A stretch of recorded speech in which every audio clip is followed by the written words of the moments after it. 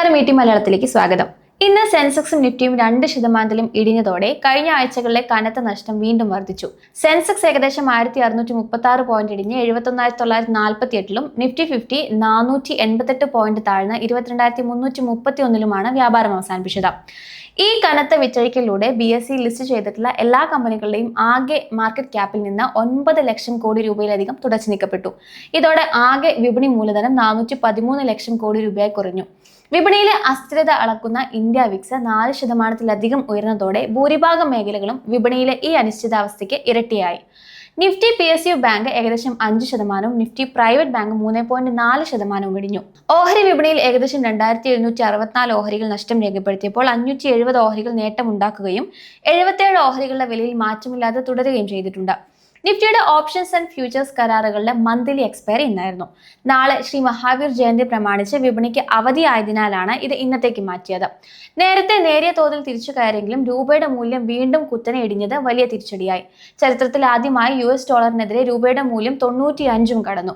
സാങ്കേതികമായ വിശകലനം നോക്കുമ്പോൾ നിർണായകമായ 22,500 എന്ന സപ്പോർട്ട് സോണിന് താഴെയുള്ള ക്ലോസിംഗ് വിപണിയുടെ തകർച്ച തുടരുന്നതിന്റെ സൂചനയാണ് നൽകുന്നത്. വരും ദിവസങ്ങളിലും സൂചിക ഈ നിലവാരത്തിന് താഴെ തുടരുകയാണെങ്കിൽ അത് 22,000 വരെയും തുടർന്ന് അടുത്ത പ്രധാന ഡിമാൻഡ് ഏരിയയായ 21,700, 21,750 വരെയും താഴാൻ സാധ്യതയുണ്ട്.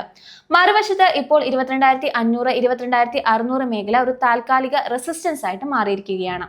ഇവിടെ നിരന്തരമായ വിറ്റഴിക്കൽ സമ്മർദ്ദം പ്രകടമാണ്. ഇതിന് മുകളിലായി 22,800 ശക്തമായ മറ്റൊരു റെസിസ്റ്റൻസ് ഉണ്ട്.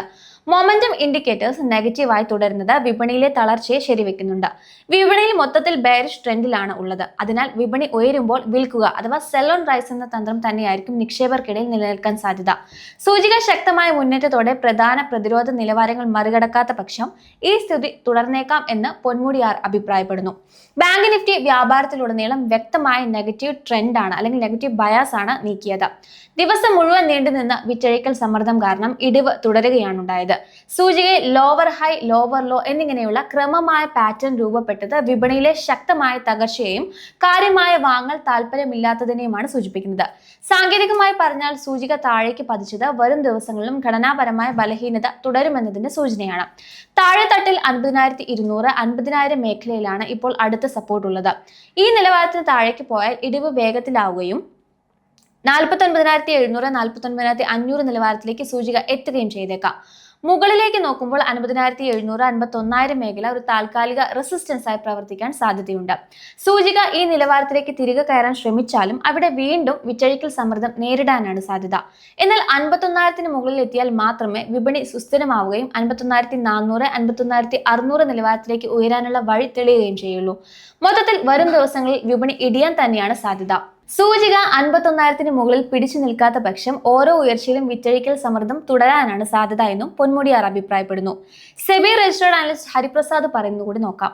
വലിയൊരു ഗ്യാപ് ഡൗണോടുകൂടിയാണ് നിഫ്റ്റി 50 വ്യാപാരം ആരംഭിച്ചത്. ഇതിനെ തുടർന്ന് ദിവസം മുഴുവൻ നീണ്ടുനിന്ന വിറ്റഴിക്കൽ സമ്മർദ്ദം കാരണം സൂചികയ്ക്ക് 22,500 എന്ന നിലവാരത്തിന് മുകളിൽ തുടരാനായില്ല.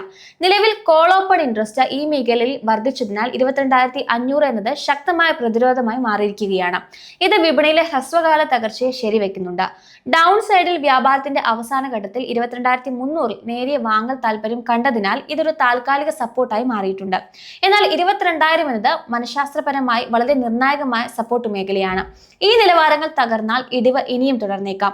മൊമെന്റം സൂചകമായ RSI ഇപ്പോൾ 32-അടുത്താണ്. ഇത് വിപണി ഓവർസോൾഡ് അവസ്ഥയിലേക്ക് നീങ്ങുന്നതായി കാണിക്കുന്നുണ്ടെങ്കിലും വിപണി തിരിച്ചു കയറുന്നതിന്റെ ലക്ഷണങ്ങളൊന്നും തന്നെ നൽകുന്നില്ല. 23,500 നിന്നുള്ള ശക്തമായ തിരിച്ചടിയെ തുടർന്ന് വിപണിയിലെ ഓരോ ഉയർച്ചയിലും ഓഹരികൾ വിറ്റൊഴിയുക എന്ന തന്ത്രത്തിനാണ് ഇപ്പോൾ പ്രാധാന്യമെന്ന് അദ്ദേഹം പറയുന്നു.